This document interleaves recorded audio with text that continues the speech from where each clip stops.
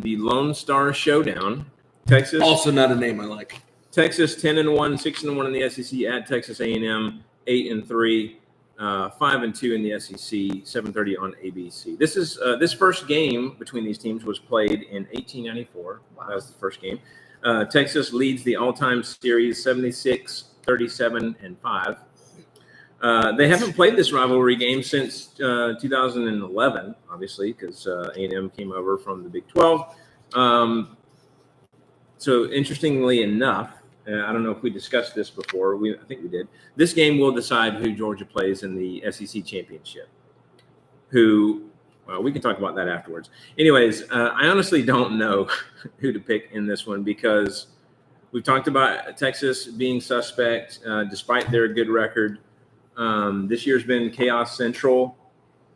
Yours has looked good, not great. How healthy is he? We don't know. It's at Kyle Field. Why not? I'm going with A&M 28-24. Jesse, what you got? This will be a fun one. Game day is going to be there for this game, which is pretty cool. So things are going to be nuts. College Station is already an insane place. Kyle Field's hard to play at, but this is going to be on another level. They are finally getting a chance to rip each other's throats out. And that's going to be incredibly fun to watch. I'm very glad that Alabama plays early so I don't have to flip back and forth so I can truly watch this game. This is tough. I think we've seen that Texas, we saw especially last week in the second half, they've shown that they can be beaten. I mean, we've seen it a couple times actually where they've shown pockets of weakness that if you take advantage of or if they don't set themselves up for success, it could certainly hurt them. A&M has also shown themselves to be a really good football team and one that has come so much further than I think any of us ever thought that they would this season.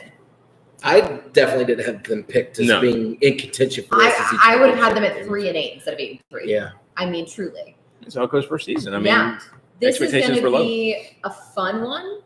I am going to pick Texas in this one.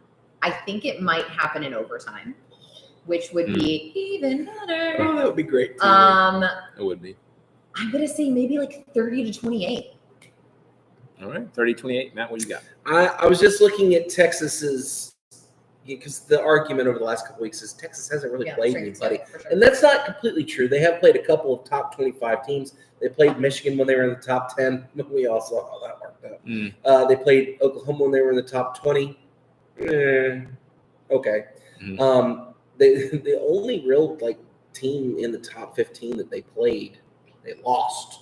And that was Georgia 30-15. And Georgia looked lights out in that game. Yes, so I say all that to say this. I don't like Texas's chances here. I think A&M got their feelings hurt last week. I think they're going to be looking for a little bit of a rebound. There's a lot riding on this game. Who played? And again, you can make the argument, do you want to play in the SEC championship? Does it really benefit you? We'll have that discussion later. But I think there's still that pride thing, and I think A&M is going to come out firing. And I like A&M's chances here. I'm going to, especially because of the fact it's at Kyle Field at night, which is a hard environment to play in to begin with. And I have a sneaking suspicion, and this is just the way I think things might play out. Quinn Ewers is going to come out in the first quarter. Something's probably going to happen. He's going to have to go out. Okay, probably that ankle comes back into play. That defensive line for Texas A&M is no joke. I have a sneaky suspicion that might come into play. If Manning steps in, this could be the legend of Manning coming up, but I don't foresee it happening. I like A&M here 21-17. And then the question there is, if they do get the win, is that enough to catapult them into a playoff spot?